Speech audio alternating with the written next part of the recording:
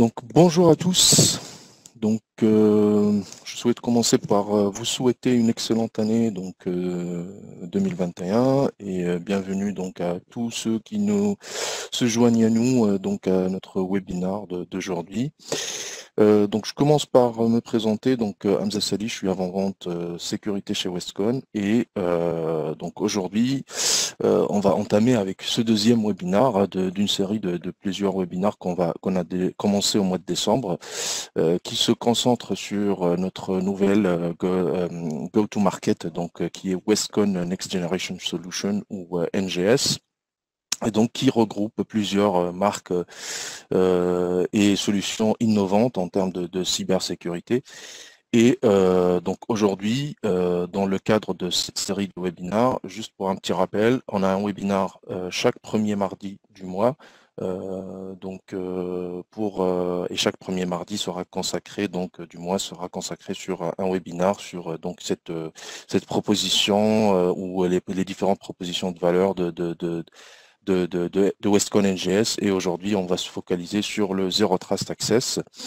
Bien évidemment, il y a plusieurs propositions dans le scope du Zero Trust Access à travers des solutions historiquement distribuées par Westcon qui sont par exemple F5, Palo Alto Networks, Checkpoint ou Pulse, mais aujourd'hui on va se concentrer sur les nouvelles solutions, notamment Menlo Security, Ping Identity et Tutus. Donc n'hésitez pas surtout à poser vos questions dans le Q&A. Je prendrai le temps à répondre à toutes vos questions, toutes vos interrogations à la fin de ce webinaire. Donc en termes de plan, aujourd'hui, on va commencer donc par une brève introduction sur le Zero Trust. Ensuite, on va présenter nos trois fournisseurs. Et à la fin, donc, on finira par une démo entre cross-vendors avec Menlo Security et Ping Identity. Comme je disais, ce webinaire vient dans le cadre de cette nouvelle go-to-market qui est notre en fait vision de la cybersécurité et qui est composée de 4 piliers qui sont le Zero Trust Access, le Next Gen SOC, le Secure Cloud et DevOps et la sécurité OT-IoT.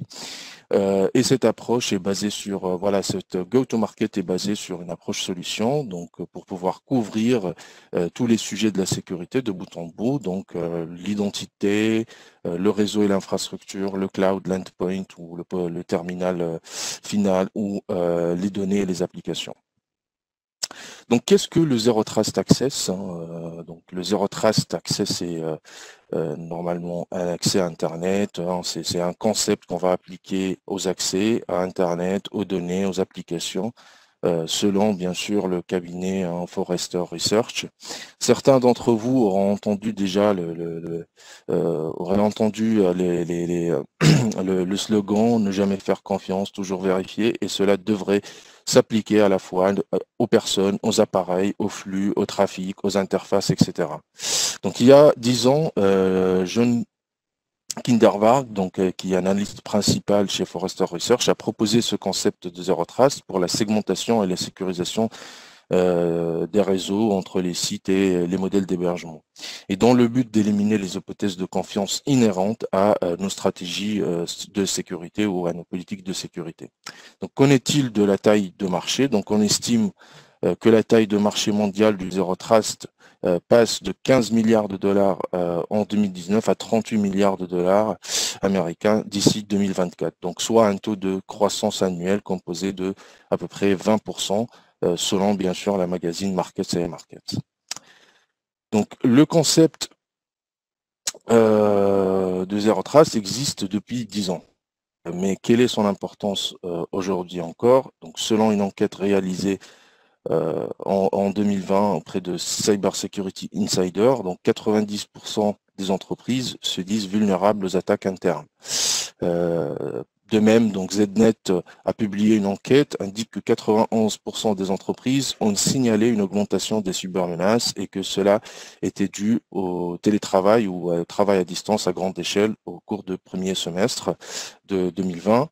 Et Security Magazine a même reporté que les attaques par phishing ont augmenté de 667% de février à mars, pardon, durant la même année, donc l'année 2020.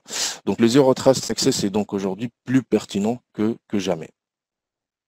Donc examinons maintenant les concepts du Zero Trust. Donc on a pu identifier 4 qui sont le premier, on va commencer par le premier et savoir où se trouvent vos données, et cela signifie donc l'identification et la classification des données. Donc ces données peuvent être des informations personnelles, des informations sur des cartes de paiement, de la propriété intellectuelle ou d'autres types de données sensibles. Et ce que nous devons savoir sur ces données, c'est quand est-ce qu'elle a été créée, par qui, où elles sont stockées et comment et avec qui elles peuvent être partagées. Vous voulez qu'elles soient aussi intégrées au flux de travail quotidien pour identifier, classer et ensuite fournir un contexte critique autour de vos données. Et c'est en fait de ce contexte de données que relie chaque partie de l'écosystème Zero Trust. Donc ainsi, les métadonnées persistantes obtenues par la classification et qui est appliquée aux documents, aux courriers électroniques, aux fichiers de manière générale, peuvent être exploitées par l'ensemble de la pile de sécurité en aval. Le deuxième concept est savoir qui est l'utilisateur. Donc le Zero Trust exige que tous les accès soient authentifiés pour garantir la sécurité. Donc vous aurez donc besoin d'une autorité d'authentification qui valide et fournit l'identité des utilisateurs, qui valide aussi le dispositif via lequel l'utilisateur se connecte, les données, qui valide aussi les données, le contexte dans lequel cette connexion, cette authentification est faite. Donc cette autorité peut être basée sur des normes ouvertes, comme les protocoles standards, notamment le SAML, donc qui est souvent le cas pour les applications cloud, mais aussi ça peut être utilisé avec des adaptateurs propriétaires, comme pour les cas des applications legacy ou on-prem. Donc quels sont maintenant les facteurs de risque clés à vérifier à chaque point d'accès?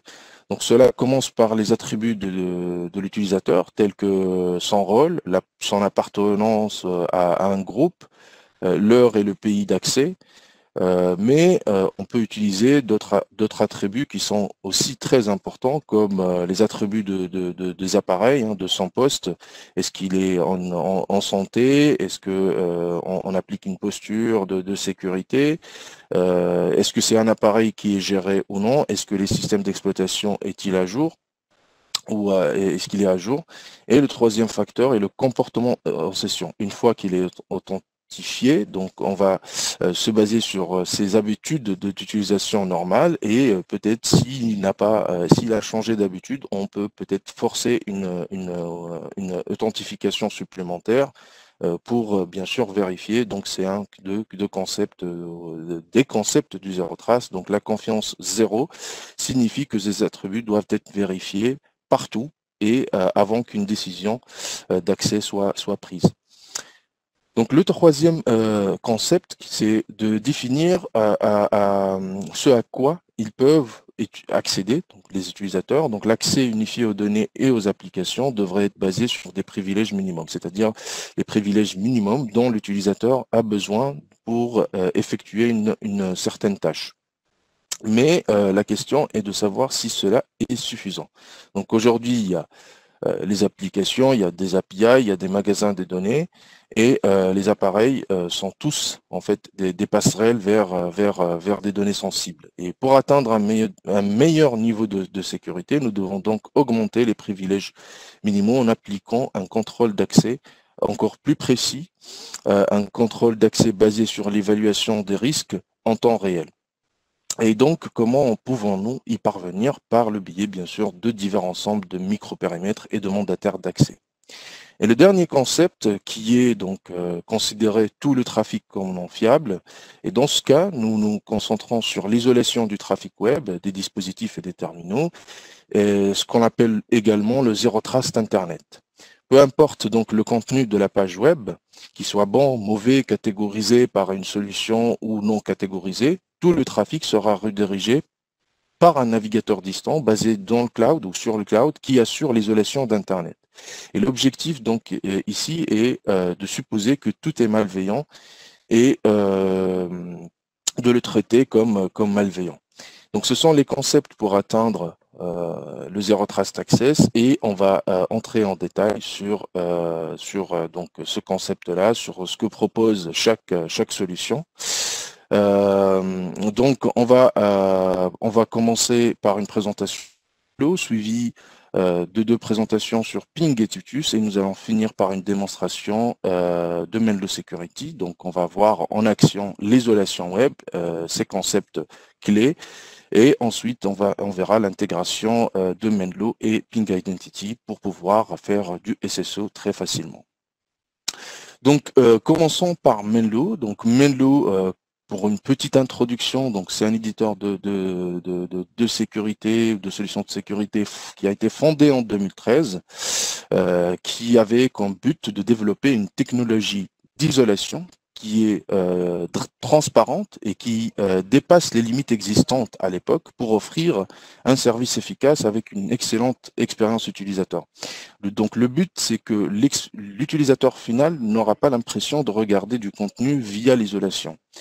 Et Menlo, donc pour atteindre ce but, a réuni plusieurs experts de cybersécurité provenant de plusieurs éditeurs, comme FireEye, Checkpoint, CrowdStrike, Cisco ou VMware. Et ils ont travaillé aux côtés d'universitaires renommés comme l'Université de Californie pour concevoir cette solution qui ne nécessite aucun logiciel sur le poste de travail et qui pourra être déployé à grande échelle pour éliminer complètement la menace donc des logiciels malveillants, des exploitations de vulnérabilité, tout flux malveillant qui va utiliser donc le trafic web. Donc c'est une approche fondamentalement différente de la sécurité. Aujourd'hui, Menlo possède un profil solide dans le secteur des finances, mais aussi dans le secteur gouvernemental, la défense et la santé sont aussi des secteurs verticaux clés pour Menlo.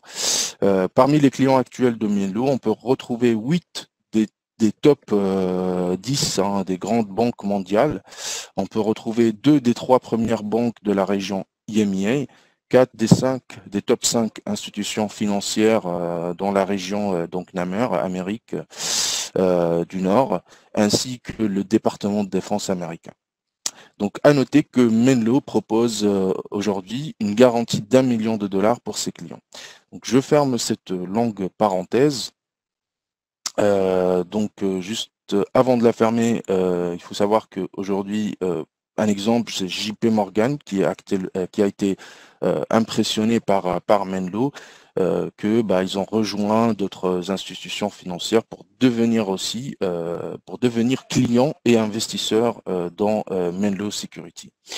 Donc, pourquoi aujourd'hui on vous parle de Menlo? Parce que, comme je disais il y a quelques instants, c'est une approche différente de faire de la sécurité, tout simplement parce que le modèle qu'on retrouve aujourd'hui, c'est vraiment faire de la prévention, détecter, donc remédier, donc répondre à ces incidents, donc faire de la prévention à travers des solutions d'antivirus, de next-gen firewall, ainsi de suite, détecter donc à travers de l'EDR, de l'XDR ou autre, faire de la remédiation, répondre à ces incidents et faire de ce qu'on appelle la prédiction. Donc une fois qu'on a détecté quelque chose de malveillant, un comportement malveillant, on va essayer, ou les éditeurs ils vont essayer de convertir cette détection en de la prévention, et c'est ça, c'est ce qu'on appelle la prédiction. Donc on va bien évidemment empêcher tout ce qu'on sait, tout ce qu'on connaît à travers donc les systèmes basés sur des signatures, à travers les pare-feux, pour renforcer la prévention, mais la problématique avec cette approche, c'est que on a toujours besoin d'investir, on a toujours des brèches de sécurité qui ont lieu, même avec une pile de sécurité qui est très complexe. On fait appel à la sandbox, on fait appel à des solutions type EDR, mais voilà, ça reste très compliqué. Avec Menlo, donc comme je disais, c'est une approche différente. Donc on va pas identifier ce qui est bon de ce qui n'est pas bon. On va pas donc faire de la détection ni de la rémédiation. Donc on va considérer que tous les flux web sont malveillants et donc on va comment dirais-je, tous les flux seront exécutés, tous les codes actifs, le contenu actif des pages web sera exécuté dans le cloud et aucun code ne sera exécuté en local sur le poste d'utilisateur, sur le navigateur. Donc l'utilisateur, il va seulement regarder le contenu, il va regarder l'aperçu de la page web. On entrera dans le détail dans les slides qui arrivent. Donc aujourd'hui, Menlo propose une plateforme cloud qui permet donc de protéger les utilisateurs avec ce zéro trust internet, donc avec ce concept. Donc quel que soit le poste d'utilisateur, quel que soit son navigateur, quel que soit son équipement, il se connecte depuis un site distant, depuis le headquarter. Tous ces flux seront redirigés vers cette SWG Cloud, qui est la plateforme Menlo, qui a une portée globale, et à travers donc cette plateforme cloud qui est basée sur un noyau d'isolation, on va pouvoir donc intercepter tous les flux, les analyser, faire de l'isolation et donner seulement un aperçu du contenu vers l'utilisateur final. Donc, en termes de propositions aujourd'hui de Menlo, donc toutes les propositions de valeur de Menlo se concentrent sur ce noyau d'isolation.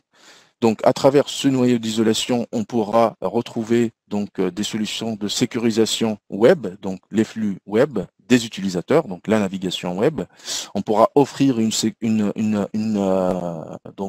navigation web sécurisée avec du filtrage URL, avec de l'inspection SSL qui est vraiment transparente. On verra ça lors de la démo. Donc l'utilisateur final n'aura aucune, on va dire, connaissance de cette isolation qui est en place, de l'inspection SSL, parce que les temps de réponse sont très réduits. Donc la solution est vraiment performante sur cette partie.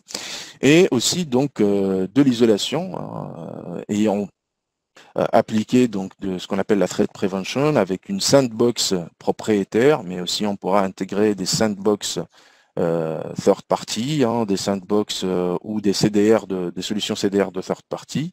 On pourra faire de l'analyse antivirale. On a une solution donc ou des services d'URL de réputation sur les URL, de l'isolation de navigateurs, c'est le point sur lequel on va se concentrer aujourd'hui, mais aussi de l'isolation des documents. Donc l'utilisateur, quand il va essayer de télécharger un document, il va pas pouvoir, selon bien sûr nos règles de sécurité, mais il va pas pouvoir télécharger directement le document. On va analyser le document, on va donner une version propre du document. L'utilisateur, il pourra donc télécharger seulement une version propre de ce document, mais aussi on va retrouver d'autres add-ons produits par Menlo, comme la DLP, donc c'est une DLP basée sur le cloud, qu'on pourra aussi faire de l'isolation avec, et une autre proposition qui est la sécurité mail. Donc la partie sécurité mail, comme vous le savez, on va se concentrer sur deux problématiques, c'est le phishing et les pièces jointes. Donc les pièces jointes qui vont contenir des malwares et la partie phishing principalement.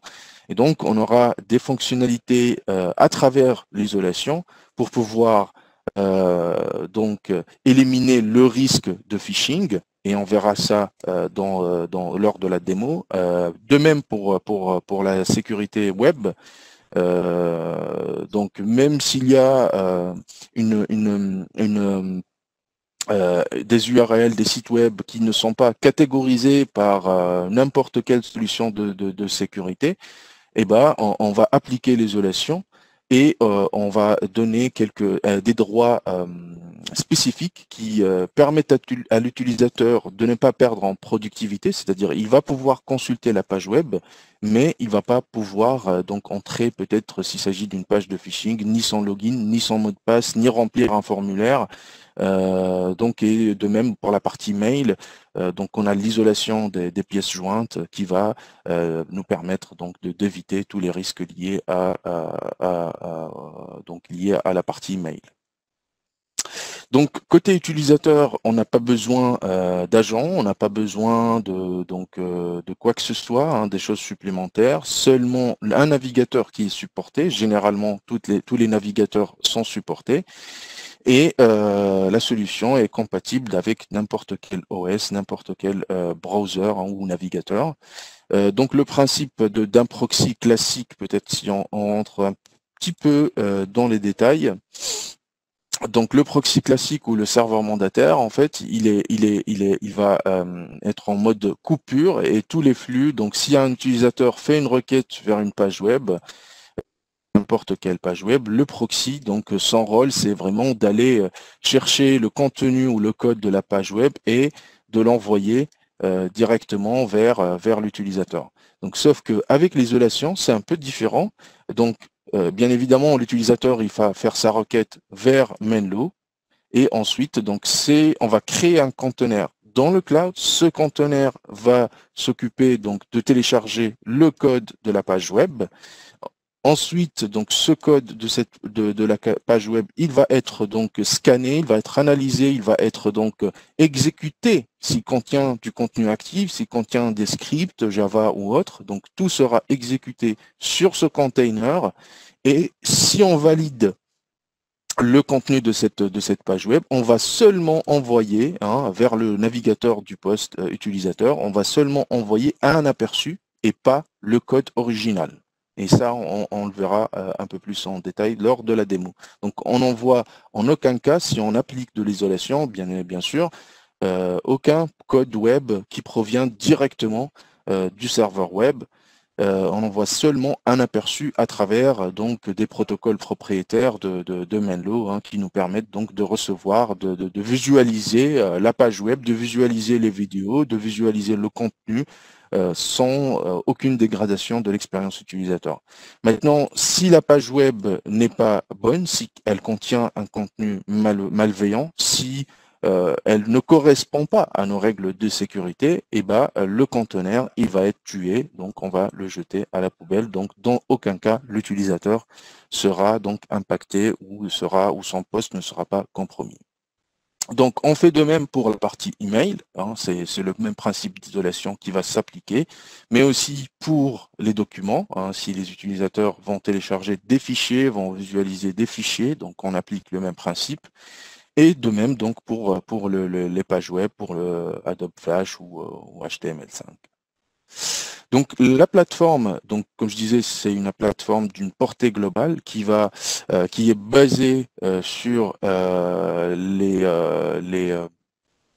data centers d'AWS. Donc on pourra utiliser en même temps ce proxy ou ce SWG Cloud dans tous les data centers ou tous les points de présence d'AWS. Donc aujourd'hui, donc le service il est garanti à 5.9, mais le traite à peu près 8 milliards de requêtes HTTP par mois. Et bien sûr, on a une protection 100% contre les malwares avec bien sûr une garantie d'1 million de dollars pour un client qui soit infecté ou compromis via cette solution. Donc, bien sûr, on rentrera un peu plus dans le détail sur Menlo lors de cette démonstration pour bien vous présenter ou montrer la différence ou l'isolation en action. Donc, on passe ensuite sur Ping Identity et la valeur de la proposition donc de valeur de ping concernant le Zero Trust. Donc, Avant d'entamer, une petite introduction sur Ping pour ceux qui ne connaissent pas Ping Identity. Donc, Ping Identity est un éditeur leader du marché de la gestion d'identité, donc tout ce qui est IAM. Ping aujourd'hui propose une offre complète de sécurisation et de gestion d'identité. Ça peut aller de l'authentification multifacteur vers de la fédération d'identité, des services de repère d'annuaire aussi à travers Ping, de la gouvernance sur les données d'identité.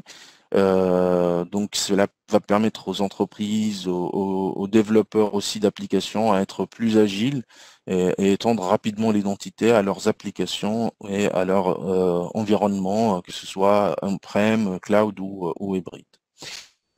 Donc depuis des décennies, nous sommes familiarisés avec le concept de la sécurité périmétrique. Donc avec ce concept, une fois que vous êtes authentifié, en utilisant bien sûr vos identifiants, votre login mot de passe, vous serez autorisé à accéder non seulement au réseau, mais aussi à des ressources existantes dans ce périmètre, c'est-à-dire peut-être la majorité de l'environnement, tous les données, les applications. Et en plus, une fois qu'on est authentifié, il n'y a pas généralement de supervision, il n'y a pas de vérification des accès. Et avec ce concept, il y a vraiment un problème, c'est que si les identifiants sont volés, l'attaquant pourra les utiliser pour accéder facilement à toutes les ressources sans aucun mécanisme de vérification supplémentaire. Et ainsi, la surface d'attaque devient très large et les dégâts aussi peuvent être très, très importants. Avec le monde d'aujourd'hui, donc, il y a des évolutions considérables, notamment la transformation digitale, le développement et l'adoption du cloud. Le modèle de sécurité périmétrique donc, devient obsolète. Les utilisateurs et leurs habitudes ont aussi évolué et ils peuvent se connecter de n'importe où. Ils peuvent se connecter de n'importe quel équipement. C'est le principe du BIOD. Les ressources et les données sont aujourd'hui distribuées. Ça peut être ça peut être sur le cloud privé, sur le cloud public, ça peut être du mode SaaS. Les API sont de plus en plus utilisés. Donc tous ces facteurs, et principalement la transformation digitale, nous a imposé en fait la redéfinition du périmètre. Donc nous avons besoin aujourd'hui de traiter chaque élément, comme vous pouvez le voir sur le slide, comme un nouveau périmètre, et ainsi nous devons être sûrs que les flux liés à chaque élément ou à chaque périmètre soient identifiés. Donc autrement, pouvoir faire de l'authentification à plusieurs niveaux. Donc si nous souhaitons passer de ce modèle, ce qu'on appelle la confiance réseau ou le modèle périmétrique vers le confiance zéro trust, il y a bien évidemment plusieurs éléments à prendre en considération. Donc d'abord, nous avons besoin que ces accès soient définis en fonction des risques. Et au lieu d'utiliser seulement les identifiants pour authentifier un utilisateur, pour avoir cette confiance réseau ou périmétrique, nous devons faire une analyse de risque en fonction de plusieurs attributs. Et là, on reparle bien évidemment des attributs qui peuvent être utilisés pour cette analyse de risque. Ça peut être les attributs de l'utilisateur, ses comportements, l'état de son terminal, la santé aussi de son terminal.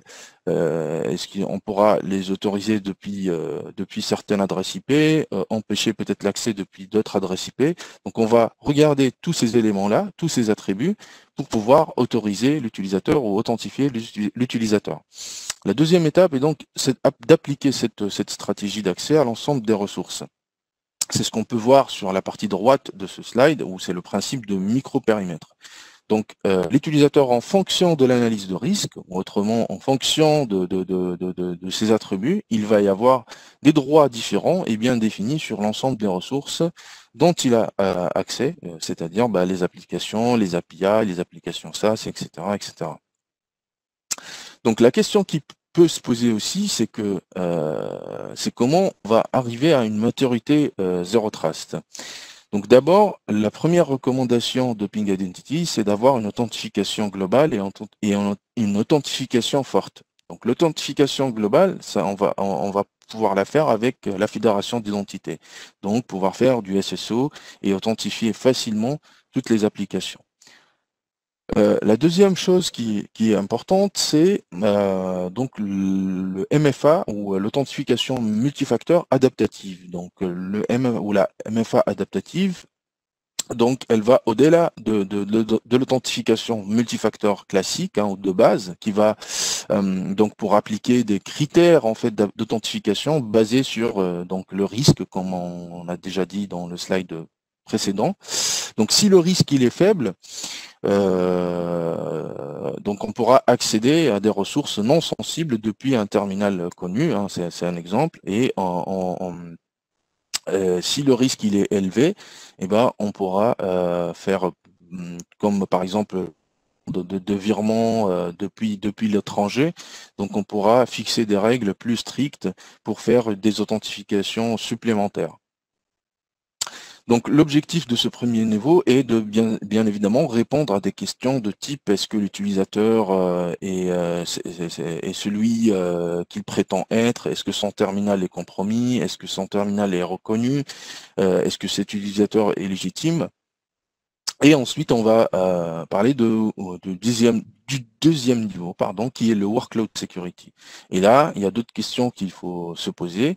Donc, est-ce que l'utilisateur devrait-il avoir accès? Les ressources ou ces ressources sont-elles suffisamment protégées? Donc, nous avons besoin d'attribuer des autorisations en fonction du contexte de l'utilisateur. Cela veut dire qu'on va analyser plusieurs informations comme les attributs, donc l'utilisateur, son groupe, sa géolocalisation et plusieurs autres attributs et peut-être d'autres éléments pour accorder à l'utilisateur une autorisation. Sans oublier, bien évidemment, la sécurisation de l'application web ou de l'API. Donc, le niveau suivant est donc la sécurisation des transactions. Donc, avec ce modèle classique, ou avec le modèle classique, pardon, une fois que vous ouvrez une session, vous bénéficiez d'un niveau de confiance qui va vous permettre de faire plusieurs transactions durant cette session, sans aucune vérification supplémentaire. Sauf que avec ce modèle, ou avec le concept Zero Trust, c'est différent. Et on va vérifier chaque transaction. Donc avant toute validation d'une transaction, il faut faire des vérifications supplémentaires pour savoir si cet utilisateur est à l'origine de cette transaction. Donc, est-ce que cette session est toujours dirigée par l'utilisateur réel ou est-ce que c'est un robot qui va faire ou qui essaye de faire une transaction? Et est-ce que le comportement de l'utilisateur a changé depuis la dernière transaction? Et bien évidemment, le dernier niveau de contrôle est la sécurité des données. Donc, il faut que les données soient chiffrées, que ce soit donc en mouvement ou at rest. Donc, en mouvement, là, c'est le chiffrement de ce qu'on appelle la data in motion ou le chiffrement data at rest, c'est-à-dire quand les données sont stockées quelque part dans le cloud ou ou on-prem. Et on a besoin aussi de définir les droits. Est-ce que cette donnée peut être lue? Si oui, par qui? Est-ce qu'elle peut être modifiée? Si oui, par qui? Etc. etc. Et est-ce que aussi l'utilisateur a-t-il donné son consentement pour pouvoir gérer ou utiliser ces données personnelles, ainsi de suite. Donc, si on applique ce qu'on vient de dire dans un environnement client, avec Ping Identity, nous allons donc sécuriser l'accès des utilisateurs aux environnements, sécuriser aussi les accès pour les utilisateurs distants, pour le télétravail, appliquer des stratégies de zéro trust sans dégrader la productivité de l'utilisateur, ni l'expérience ou ni son expérience. Et le déploiement, bien sûr, c'est rapide, c'est simple. Et donc, toujours avec Ping SSO maintenant et MFA, parce qu'aujourd'hui, on va faire une démo avec Ping One, qui est une solution proposée par Ping. On peut donc sécuriser les applications legacy, en même temps les applications cloud, les applications SaaS. On peut donc utiliser tout type de protocole d'authentification, que ce soit donc pour protéger en fait tous les types tout type de ressources. Donc on peut utiliser les connecteurs prédéfinis de Ping pour s'interconnecter avec des applications. Et on peut aussi utiliser les méthodes d'authentification anciennes, comme les Kerberos, l'authentification Windows ou autre. Donc la configuration des applications, elle se fait en quelques secondes en utilisant les connecteurs prédéfinis de ping pour les applications et les ressources qui portent bien évidemment le protocole ou le standard SAML. Donc PingOne, c'est une offre Identity as a Service. Donc elle est destinée aux organisations qui préfèrent une approche plus autonome de l'identité et la gestion des accès des identités donc pour les clients et pour les collaborateurs. Donc Ping One vient avec son propre service d'annuaire, mais on peut aussi l'intégrer facilement avec un annuaire existant, avec un AD, avec un LDAP en quelques minutes. Les utilisateurs peuvent s'enregistrer ou peuvent enregistrer eux-mêmes leurs appareils mobiles pour faire de l'authentification multifacteur. Et on pourra, donc l'administrateur, bien évidemment, il pourra configurer une politique de MFA pour utiliser des technologies comme le Face ID ou comme les empreintes biométriques sur leur équipement, donc sur leurs appareils mobiles. Donc avec Ping, vous pouvez utiliser donc ce qu'on appelle le Bring Your Own Authenticator pour faire du MFA. Comme vous pouvez le voir sur le slide, il y a plusieurs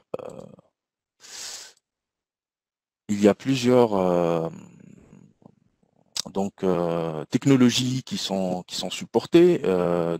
Ping propose aussi une application mobile Android ou iOS, mais on peut utiliser les tokens software comme Google ou Microsoft Authenticator. On peut utiliser les empreintes biométriques, des technologies comme Face ID, etc., etc.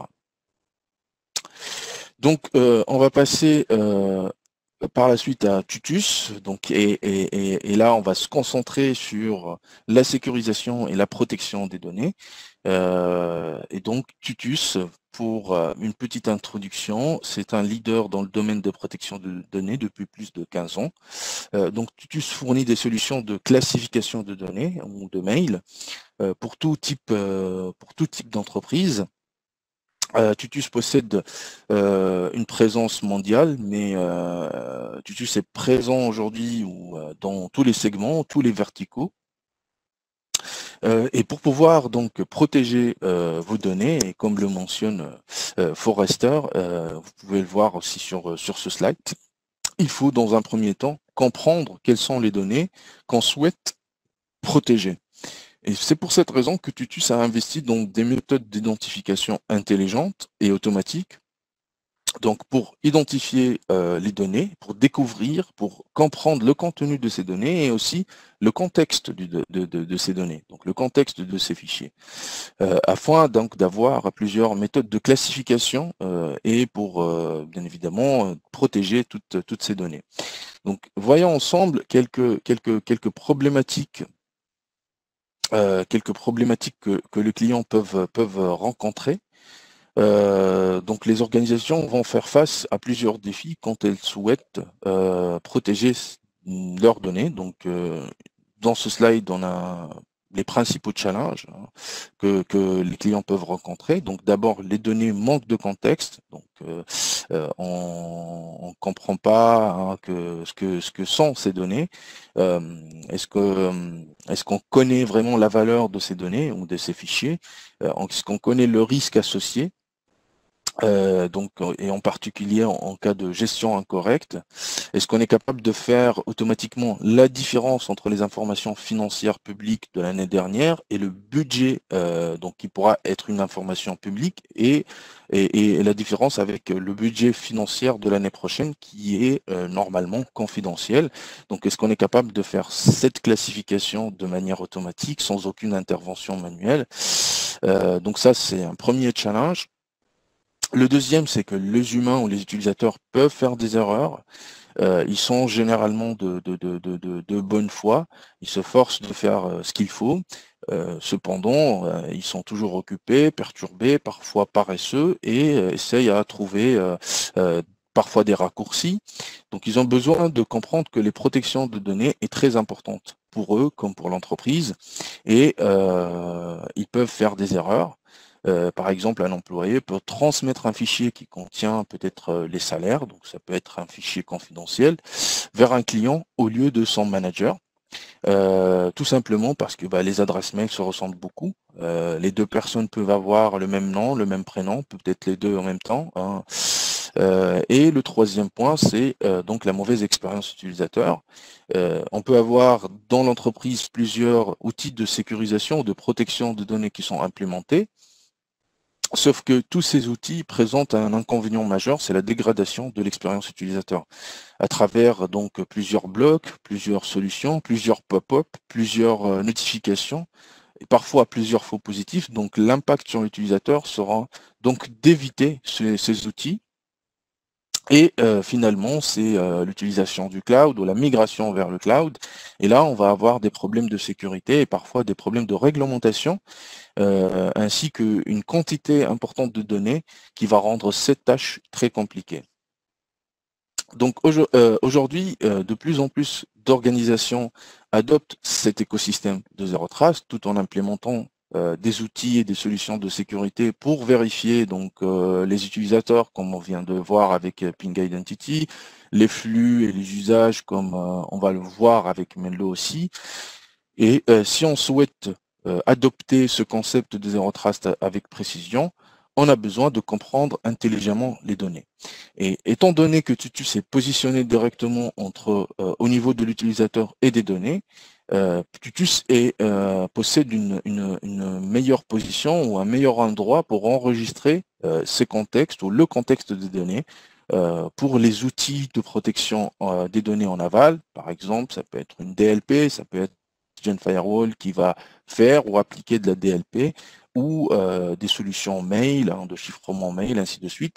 Donc, toutes ces solutions qui vont se baser sur les métadonnées ou sur la classification qui est faite par Titus pour appliquer automatiquement une action ou une politique de sécurité particulière.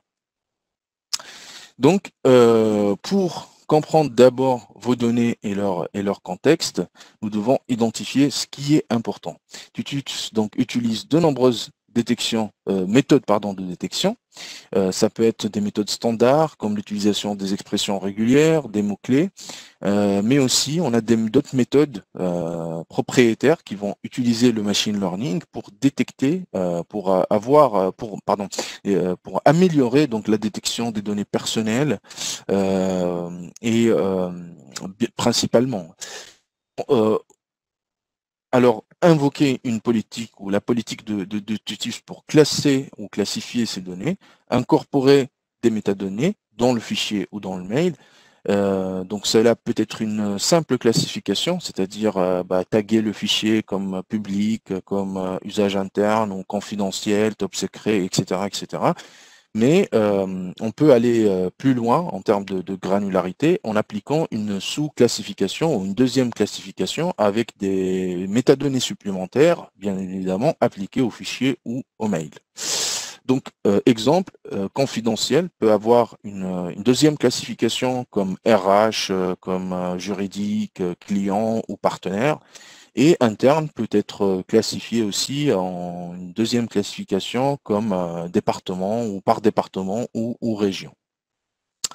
Et maintenant, si on a bien compris le contexte et la valeur de nos données, on va pouvoir commencer à mettre en œuvre donc des meilleures règles de protection de ces données-là en aval, telles que des solutions de DLP, des solutions de cryptage de mail, ou de fichiers, de solutions de gestion de droits, de l'archivage, ou le CASB, le pare-feu de nos nouvelles générations, le Next Gen Firewall, ou d'autres solutions qu'on peut retrouver dans l'entreprise qui peuvent tirer parti de des métadonnées en fait que Tutus va intégrer et dans les fichiers et les utiliser pour créer de nombreuses règles de protection de données de manière plus granulaire.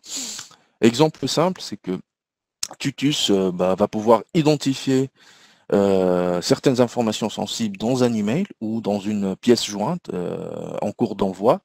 Donc cela peut déclencher automatiquement un outil de cryptage de mail ou une solution de cryptage de mail pour appliquer donc le cryptage à ce mail en fonction des métadonnées qui ont été donc le résultat de la classification de Tutus. Donc, voyons maintenant de plus près comment Tutus détecte ces informations et classifie les documents. Prenons l'exemple du document qui s'affiche donc sur ce slide. Donc, Tutus va parcourir le contenu de ce document et rapidement va pouvoir détecter qu'il s'agit donc d'un document confidentiel, qu'il contient des informations personnelles comme le nom, l'adresse, le prénom, le numéro de sécurité sociale, peut-être la langue, on peut aussi détecter la langue et la localisation du document, etc., etc. Il y a plusieurs attributs qu'on pourra détecter et identifier dans ce document.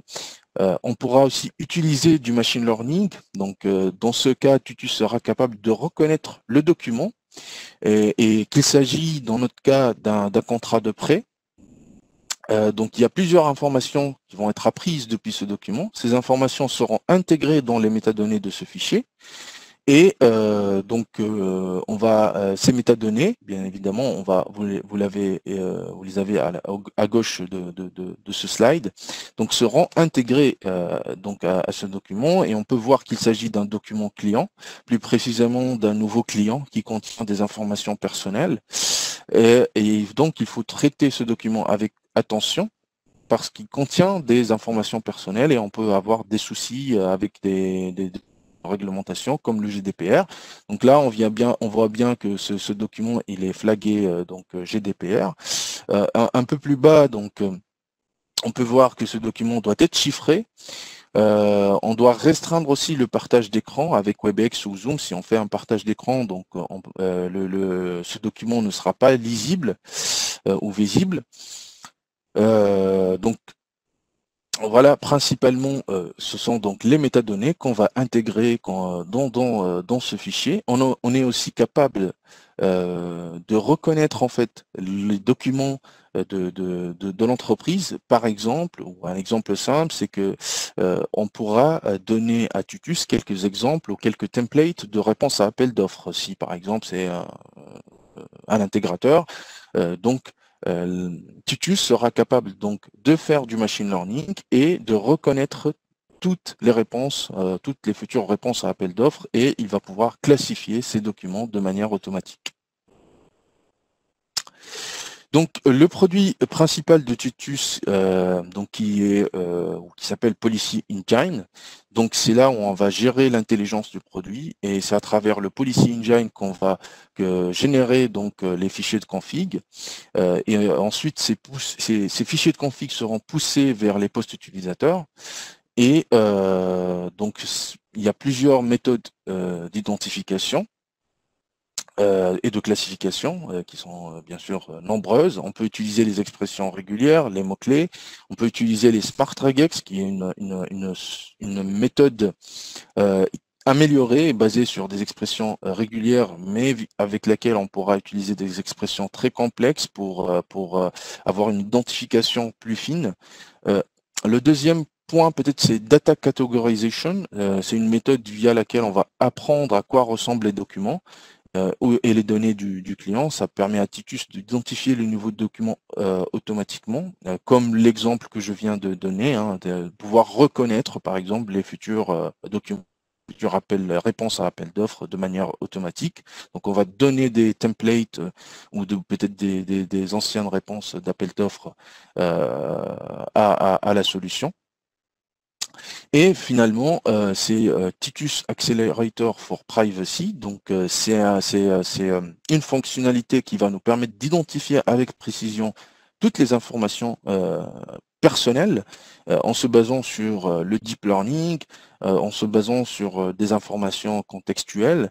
On va certainement utiliser ce moteur parce qu'il n'est pas possible de détecter les noms, les prénoms à travers des mots-clés ou à travers des expressions régulières.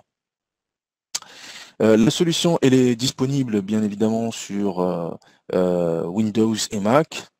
Tutus propose aussi des solutions pour G Suite, pour Outlook, pour Office 365, pour pouvoir appliquer de la classification quand les utilisateurs créent, sauvegardent, partagent ou téléchargent du contenu ou des fichiers.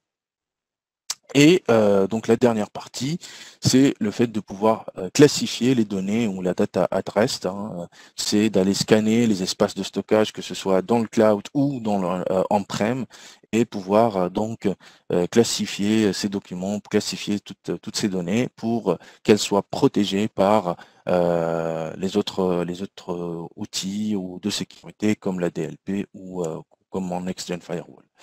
Donc ce slide résume un petit peu l'écosystème de Titus et les partenariats technologiques. Donc ces partenaires, bien évidemment, vont pouvoir utiliser nativement les métadonnées de Titus pour appliquer donc des règles de protection et ou de règles de lutte contre la fuite ou les fuites de données sensibles. Donc on va ensuite passer sur la démonstration, donc une démonstration de Menlo avec Ping. Donc, alors, si vous me permettez quelques secondes. Là, j'ai une VM dans mon lab via laquelle on va pouvoir donc faire la démonstration de Menlo. Donc, dans un premier temps, à quoi ressemble l'interface de Menlo? Donc, je me log. Donc là, c'est l'interface d'administration de Menlo. Bien sûr, il y a plusieurs menus, on ne va pas tout détailler. Donc il y a la partie log qu'on pourra regarder, analyser les logs, un dashboard qui va nous donner des informations sur donc ce qui se passe sur les flux utilisateurs. Insight, c'est un module via lequel on pourra faire des requêtes selon un langage spécifique à Menlo qu'on appelle Menlo Query Language. Le but, c'est pouvoir faire des requêtes, des recherches sur les logs des trafics des utilisateurs et donc pouvoir faire des rapports personnalisés. Donc, ce qui va nous intéresser ici, c'est vraiment la partie configuration.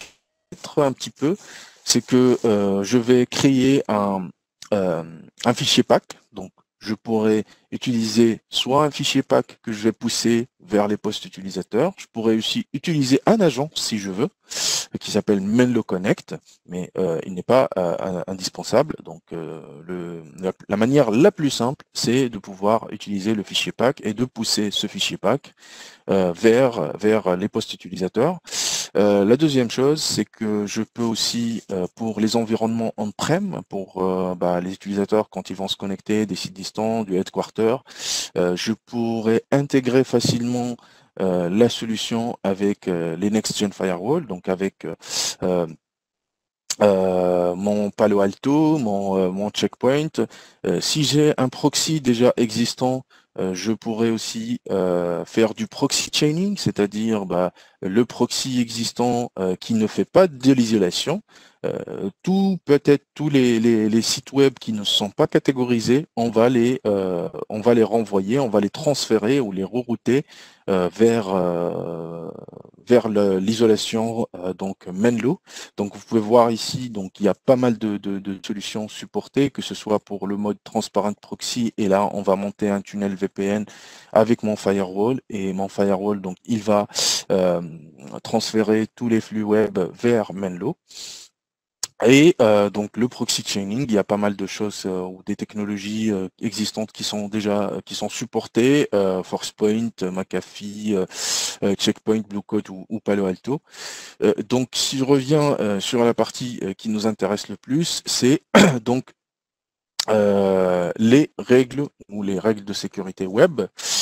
Donc, si on regarde de près ce qu'on est capable de faire sur la partie web, eh ben, on va pouvoir dans un premier temps regarder les catégories, donc les catégories de sites web.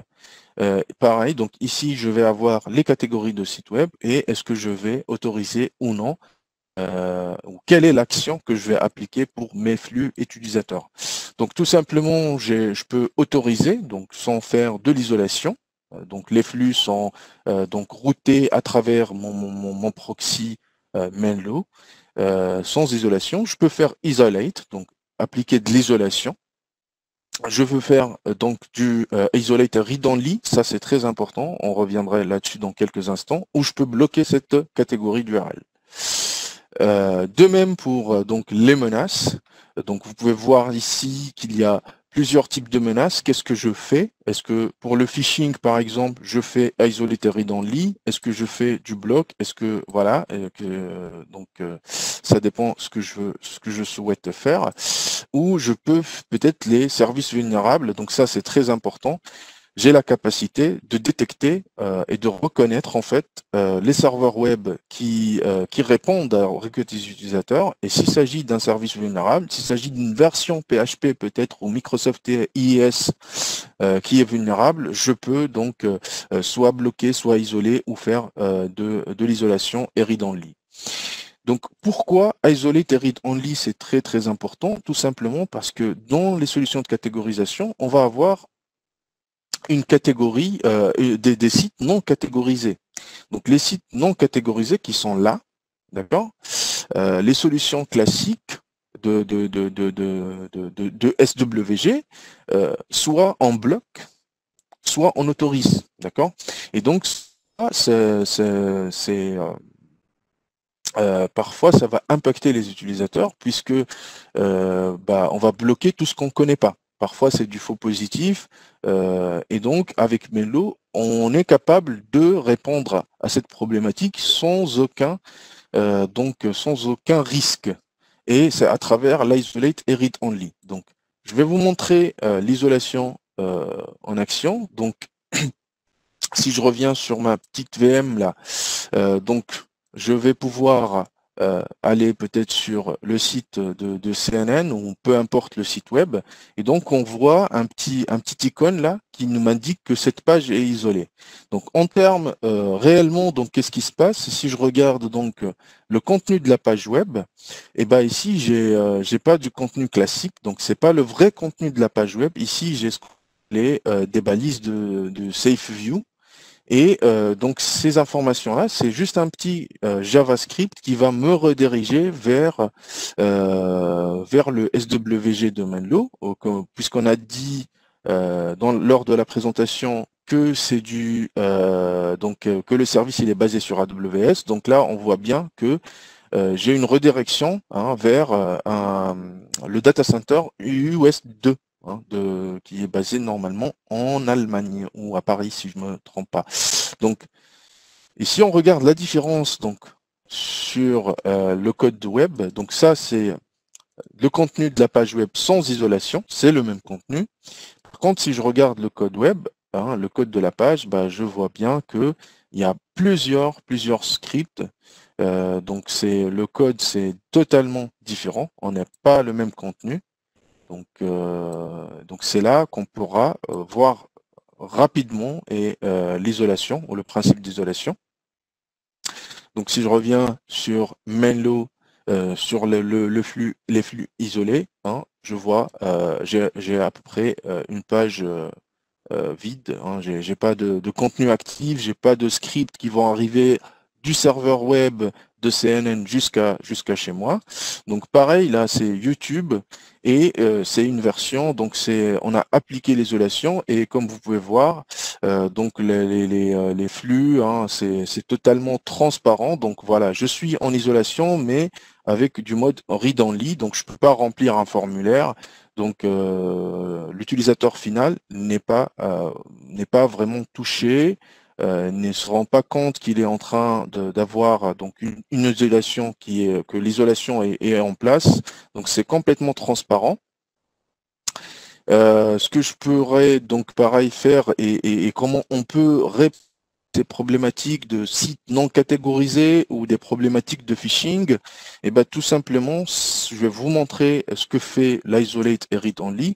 Donc, si je vais sur un site qui est par exemple dans mon cas Roblox, et tout simplement ici, je ne peux pas remplir un formulaire. Donc, s'il s'agit d'un vrai site de phishing, je n'aurai pas la capacité d'entrer mes logins et mes mots de passe, donc mes identifiants, pour se connecter ou pour que ces identifiants soient volés par par un pirate. Donc voilà à peu près ce qui fait la différence, bien évidemment, des choses qui sont très très intéressantes via ce qu'on peut faire bien évidemment via l'isolation. Donc sur mon deuxième navigateur, j'ai pas de l'isolation. Donc si je vais sur ce site, le même site, donc roblox.com, et on pourra facilement voir que je peux donc remplir le formulaire, je peux facilement donc mettre mes credentials s'il s'agit d'un site de phishing. Voilà. Donc c'est la différence ou c'est l'action, c'est l'importance de cette action qui est isolate et read only. Donc vous pouvez le voir, ces formulaires sont interdits. Donc si je reviens rapidement, parce que je pense qu'on a dépassé le temps, sur Ping1. Donc Ping1, c'est de l'identity service. Je peux faire bien sûr du MFA, du SSO. Je peux utiliser la solution comme un annuaire dans le cloud. Ping1, c'est une solution basée sur le cloud. Donc si je me log,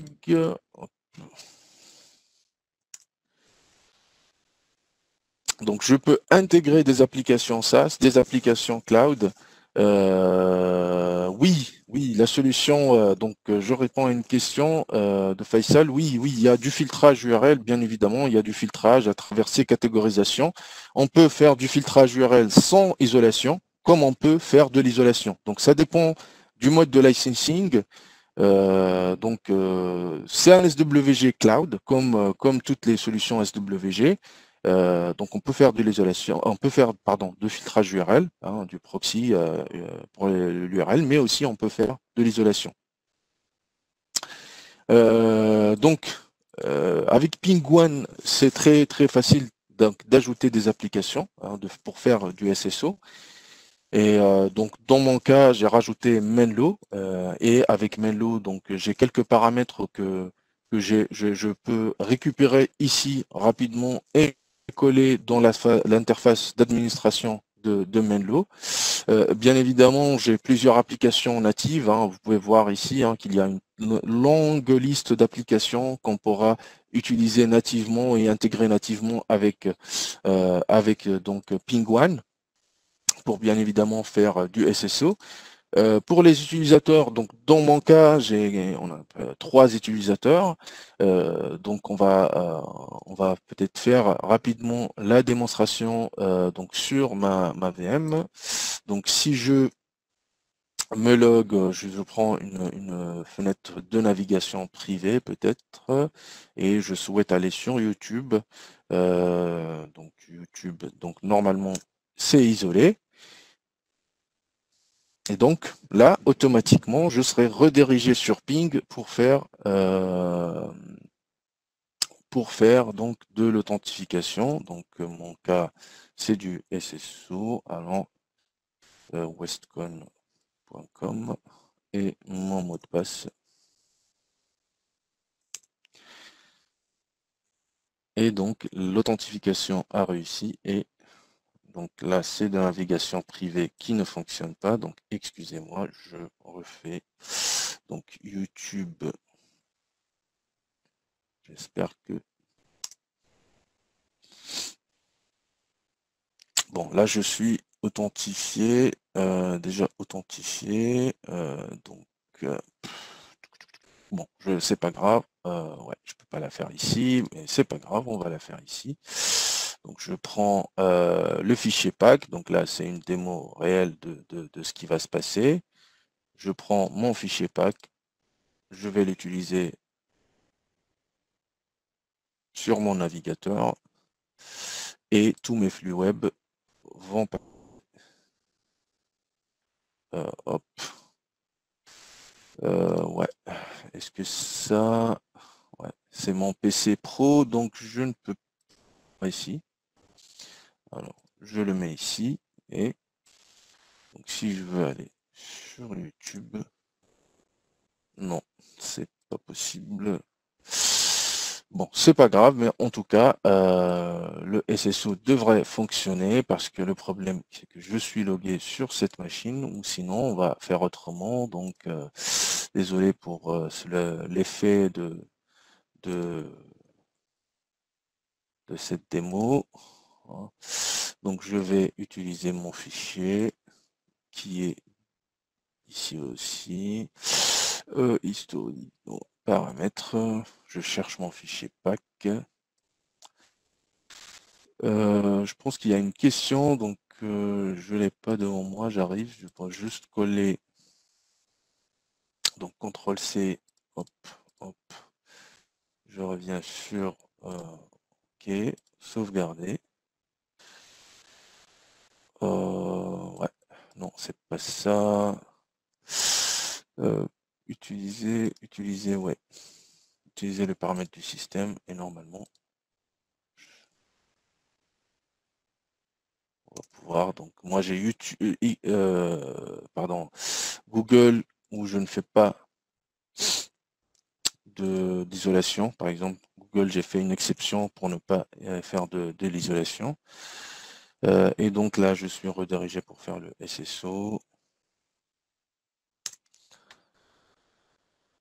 Et c'est bon. Donc, je suis sur YouTube. Et avec de l'isolation. Et tout fonctionne comme prévu.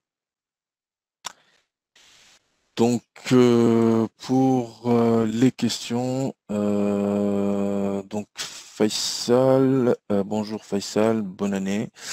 Donc, quelles sont les régions où sont déployés les SWG? Donc, toutes les régions d'AWS, tous les data centers d'AWS, toutes les régions d'AWS, pardon.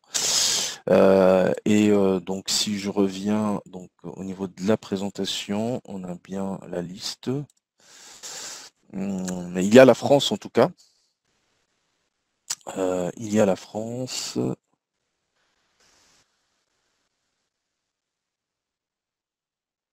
Voilà. Donc, il y a le data center parisien d'AWS qui est aussi dans la liste. C'est une portée globale, hein. Si on va prendre une souscription, on va avoir une portée globale, hein, donc presque sur tous les data centers qu'on peut voir sur ce slide. Je ne sais pas s'il y a d'autres questions.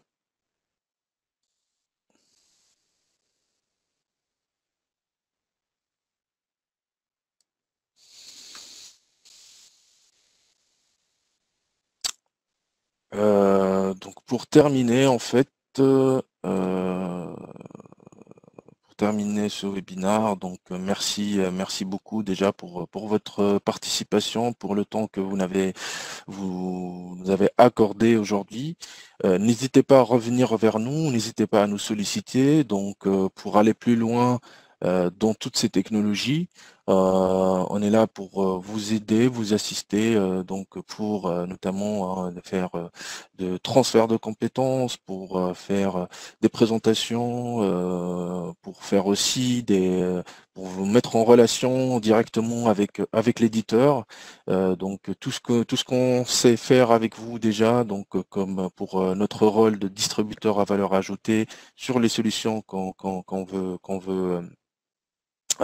a déjà dans le portfolio, on pourra bien évidemment le faire bien sûr sur ce portfolio NGS.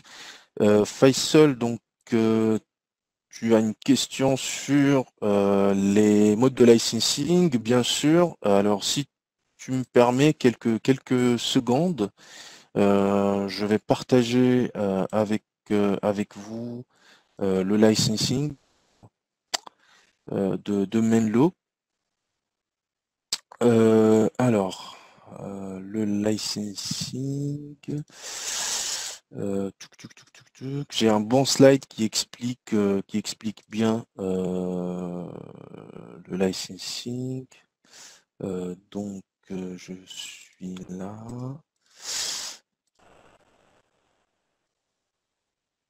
Mendo, hop, et normalement. security, c'est bon, j'ai le slide. Donc le licensing. Donc le licensing, en fait, ça dépend du besoin client. Donc il y a plusieurs. Alors, qu'est-ce qu'il y a? Oui, c'est bon. Il y a plusieurs packages ou bundles. Donc si le client, donc en fait, on a le Global Cloud Proxy, on a l'offre Secure Internet, et si on veut, ça dépend si on veut faire l'isolation mail aussi, donc Office 365 ou G Suite, et la partie add-on qui est de la DLP. Donc dans le Global Cloud Proxy, on va avoir donc du filtrage URL, de l'inspection SSL, de l'intégration avec le CASB de Microsoft, sachant que Menlo va sortir, donc c'est en version bêta, son propre proxy, son propre CASB. Si on veut utiliser la threat intel de Menlo, donc pour tout ce qui est file hashcheck, la fonctionnalité antivirus, on peut les retrouver dans donc le Global Cloud Proxy ou dans ce package. Pour Secure Internet, donc on va ajouter de la sandbox et on va ajouter de l'isolation. D'accord. Donc on pourra faire de l'isolation dans le package Secure Internet. Et si on veut donc des choses supplémentaires ou des add-ons pour la partie mail ou la DLP, donc ce sont des add-ons, bien évidemment. Et on a aussi d'autres packages, que ce soit l'essentiel, business ou transformation. Donc dans l'essentiel, on va avoir le cloud proxy, le global avec un étendu mondial, hein, sur tous ces data centers qu'on vient de voir. Il y a le cloud sandbox, bien sûr c'est le sandbox de Menlo, mais on peut utiliser aussi un cloud, une sandbox third party comme la sandbox de Palo Alto. Donc Wildfire est déjà existant donc dans Menlo.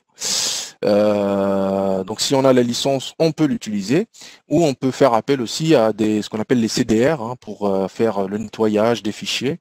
Donc il y a des intégrations possibles avec Manlo, et il y a tout ce qui est donc les catégorisations d'URL donc dans l'offre essentielle. Avec business, donc on va faire de l'isolation mail en plus, et transformation, on a tous les packages. Donc peut-être en termes d'intégration, voilà. Donc en termes d'intégration, hein, il y a pas mal d'intégration aujourd'hui, sachant que il y a beaucoup de choses en roadmap. Donc on a vu aujourd'hui l'intégration avec Ping Identity pour faire du SSO, mais c'est possible de faire des intégrations avec toute solution d'identité qui est capable de faire du SAML V2. Pareil, les threat intel, on peut s'intégrer avec des threat intel third party, avec des CDR third party, avec donc des firewalls, des sandbox, du CASB Microsoft et des MDM pour pousser. On fait du déchiffrement SSL, de l'inspection SSL. Donc forcément, on va utiliser un certificat. C'est le certificat de Menlo. Et on va pouvoir pousser, on a besoin de pousser donc ce certificat de Menlo sur tous les postes de travail, sur tous les équipements mobiles. Finalement, donc, on peut transmettre les logs des utilisateurs vers un CIEM ou des solutions donc third party de log. Donc, je ne sais pas s'il y a des questions supplémentaires, mais Faisal, si tu es intéressé par la solution, on pourra peut-être s'appeler pour aller plus dans les détails.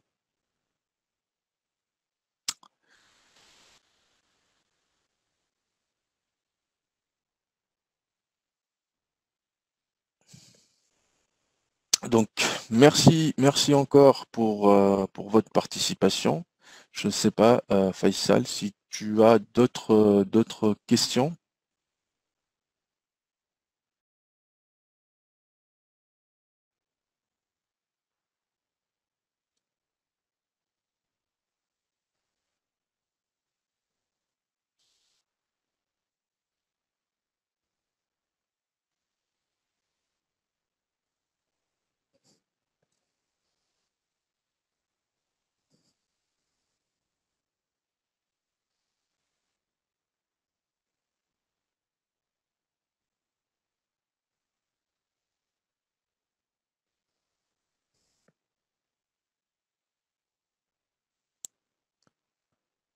Encore une petite minute, si vous permettez.